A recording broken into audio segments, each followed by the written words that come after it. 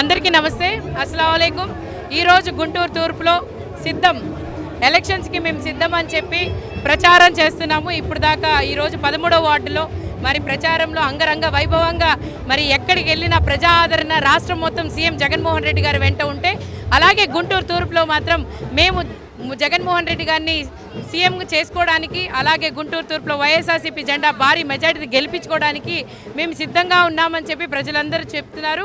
13వ వార్డులో ఈరోజు మీరు చూసుకున్న ఎక్కడి ఇంటికి వెళ్ళినా, ఏ గడపకి వెళ్ళినా కూడా మేము జగన్మోహన్ రెడ్డి గారు వెంట ఉంటాము. ఈ సంక్షేమ పథకాలు మేము తీసుకున్నాము. అలాగే ముస్తఫా గారు నిరంతరం ప్రజలకి ఎంత అందుబాటులో ఉన్నారని మాకు తెలుసు. మేము కష్టంలో ఉన్నప్పుడు కూడా ఆయన మాకు తోడున్నారు అని చెప్పి ప్రతి ఇంటి ప్రతి గడప చెప్తుంది. మరి అదేవిధంగా రానున్న రోజుల్లో ఇలాంటి సంక్షేమ పథకాలు కొనసాగాలన్నా, అలాగే జగన్మోహన్ రెడ్డి గారి ఆశయాలు మరి ప్రతి ఒక్క పేద కుటుంబం ఉన్నత స్థానానికి వెళ్ళాలి అని అంటే మరి రాబోయే కాలంలో జగన్మోహన్ రెడ్డి గారు వెంట ఉండాలని చెప్పి ప్రజలే చెప్తున్నారు. ఎక్కడికి వెళ్ళినా మీరు చూసుకుంటే సిద్ధం సభలు 3 సిద్ధం సభలు జరిగినాయి. మరి 3 సిద్ధం సభలో కూడా మీరు చూసుకున్నా కూడా దాదాపుగా 14 లక్షల మంది మరి జనాభా వచ్చారు అని అంటే అక్కడే ప్రజా ఆదరణ ఎటువైపు ఉందనేది తెలుస్తుంది. ఎన్ని పొత్తులు పెట్టుకున్నా, ఏం చేసినా కూడా జగన్మోహన్ రెడ్డి గారి వెంట ప్రజలు ఉన్నారు.